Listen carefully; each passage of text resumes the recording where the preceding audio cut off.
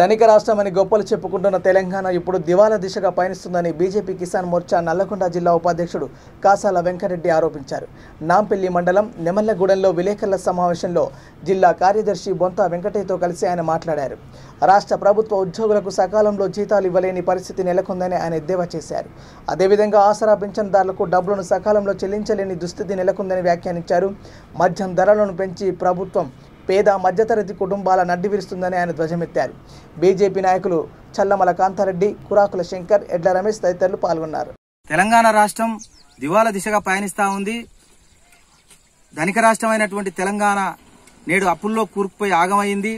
ఉద్యోగులకు సకాలంలో జీతాలు చెల్లించలేనటువంటి పరిస్థితి, ఆసరా పింఛన్దారులకు నెలవారీగా అందించేటువంటి పింఛన్ డబ్బులు సకాలంలో అందించలేనటువంటి దుస్థితి నెలకొని ఉంది. అదేవిధంగా దేశంలోని మిగతా రాష్ట్రాలతో పోలిస్తే అన్ని రాష్ట్రాల కంటే అధికంగా మన రాష్ట్రంలో పెట్రోలు, డీజిల్, వంట గ్యాస్ ధరలు, బస్ ఛార్జీలు, అదేవిధంగా కరెంటు ఛార్జీలు, భూధరల రిజిస్ట్రేషన్ ధరలు, అదేవిధంగా మద్యం ధరలు అన్నీ అధికంగానే ఉన్నాయి. పేద సామాన్య మధ్యతరగతి యొక్క నడ్డి ఈ ధరల మూలంగా విరిగిపోతా ఉంది.